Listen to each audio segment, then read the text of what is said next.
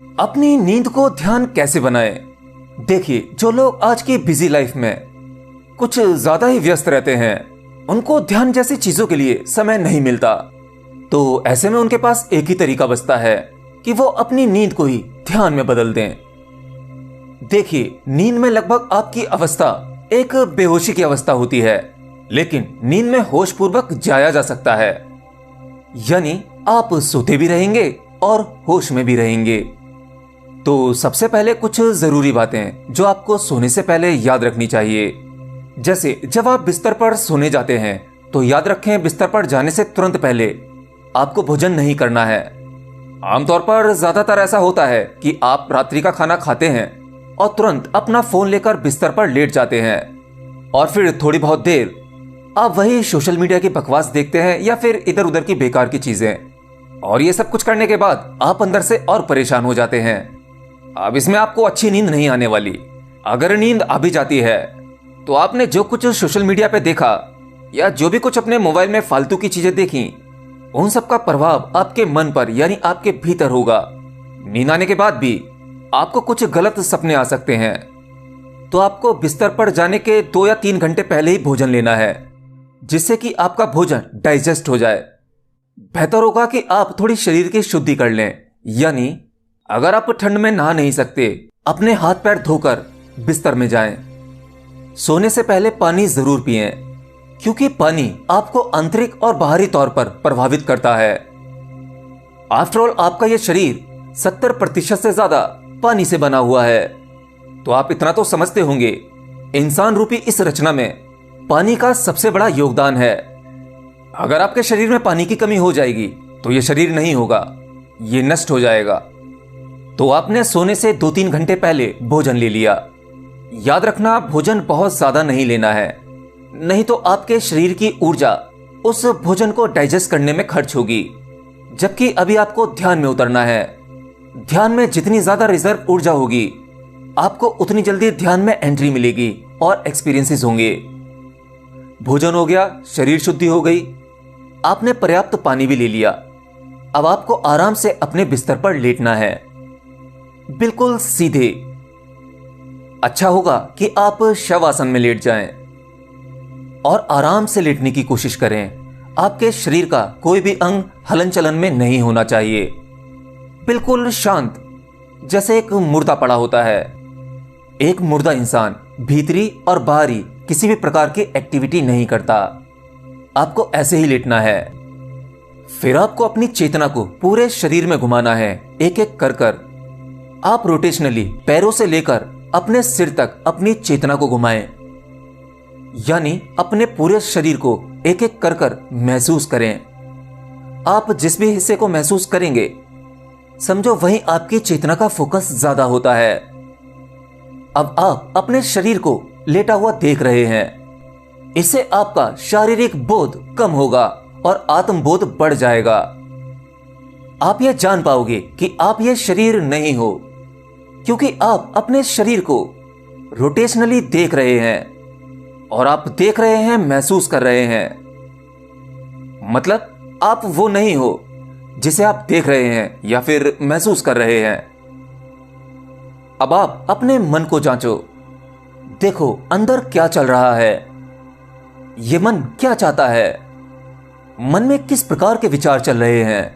अगर आप थोड़ा प्रयास करेंगे तो शरीर से तो फिर भी आप थोड़ी दूरी बना सकते हैं, लेकिन ये मन आपकी भीतरी घटना है।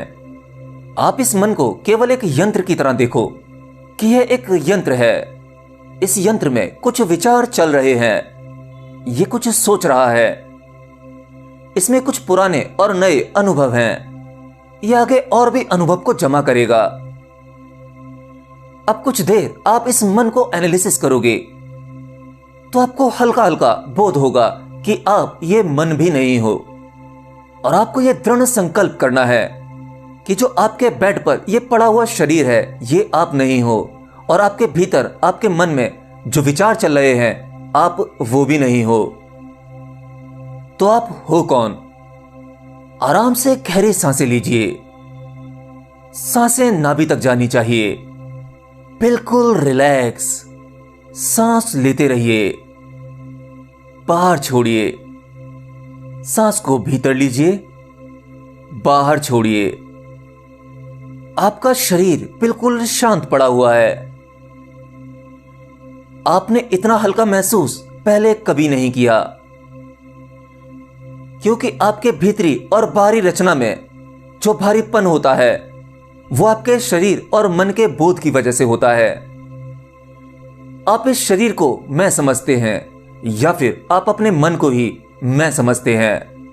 आपका यह शरीर किसी भी घटना में भाग लेता है, उसके बाद मन अपना कार्य करता है, उस घटना से जुड़े हुए विचारों को उत्पन्न करता है।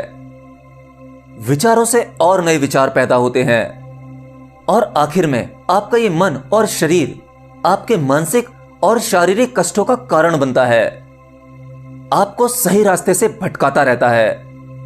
लेकिन इस प्रक्रिया में आप अपने शरीर और मन से मुक्त होने लगोगे। ऐसे ही कुछ ध्यान की अवस्था में होता है। बस आपको ऐसे ही लेटे रहना है, लंबी श्वास लेते रहना है। श्वास प्राकृतिक होनी चाहिए।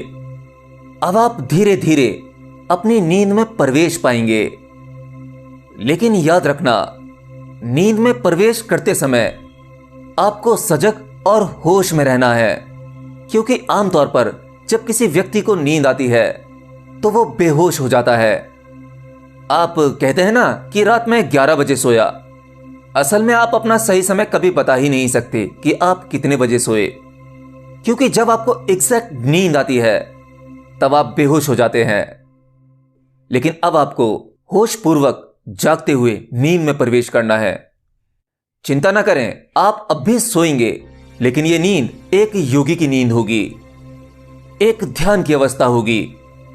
अब आप सोते हुए भी जागे रहेंगे, क्योंकि नींद की आवश्यकता आपके शरीर को होती है और आपका शरीर प्रॉपर नींद ले लेगा।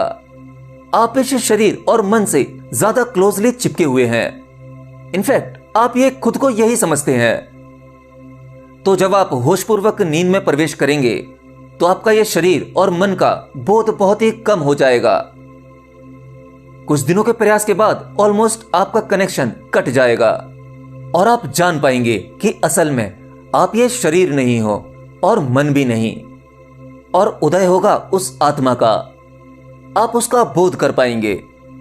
याद रखें, होशपूर्वक नींद में ध्यान प्रवेश पाने के लिए आपको कुछ दिन का प्रयास करना पड़ेगा। यह प्रयोग पहले दिन में ही सफल नहीं होगा, और क्या पता किसी व्यक्ति का पहले दिन ही सद जाए। और ऐसी निद्रा में अगर आपको कुछ स्वप्न आते हैं तो हो सकता है ये नेचर, ये यूनिवर्स आपको स्वप्न के जरिए कुछ मैसेज देना शुरू कर दे, आपको रास्ता दिखाने लगे। क्योंकि असल में जिसका कोई गुरु नहीं होता और वो नेचर के क्लोज हो जाए, इस यूनिवर्स को ही प्यार करने लगे, इस नेचर को प्यार करने लगे, तो ये नेचर, ये यूनिवर्स उसके लिए गुरु का काम करता है, उसको सही मार्ग दिखाता है। और कुछ दिन के प्रयास के बाद जब आप इसमें सफल हो जाएंगे तो आप वही व्यक्ति नहीं रहेंगे जो आप पहले थे। लगभग ये वही अवस्था हो जाती है जैसे किसी साधक को समाधि में अनुभव होते हैं। अब आप जीवन को दूसरे नजरिए से देखेंगे और अपने मृत्यु के क्षण में पूरी तरह से होशपूर्वक रह पाएंगे। आप दूर से अपनी ही मृत्यु को आते हुए देखेंगे और अपने ही शरीर को देखेंगे कि आत्मा किस प्रकार इस शरीर से अलग हो रही है। आप सब कुछ भली भांति होशपूर्वक देख पाएंगे और यह अनुभव आपको जन्म मरण के चक्कर से मुक्ति दिलाएगा। इसी को मोक्ष कहते हैं। एनीवे, मैंने अपनी एक पिछली वीडियो में कहा था कि होशपूर्वक मरने के बाद आपका एक जन्म और हो सकता है और उस जन्म में आपको मोक्ष या निर्माण या कहें सत्य की प्राप्ति हो जाती है। तो उम्मीद करता हूं आप ये प्रयोग करेंगे। और हाँ, आप में से बहुत से लोगों ने हमारा दूसरा चैनल आंसर वर्ल्ड अभी तक सब्सक्राइब नहीं किया है। तो अगर आप अपने अध्यात्म के सवालों को लेकर परेशान हैं और कुछ जानना चाहते हैं तो जाकर आंसर वर्ल्ड को सब्सक्राइब करें और वहां जाके अपने सवाल को कमेंट करें। वहां आपके सवालों पर वीडियोस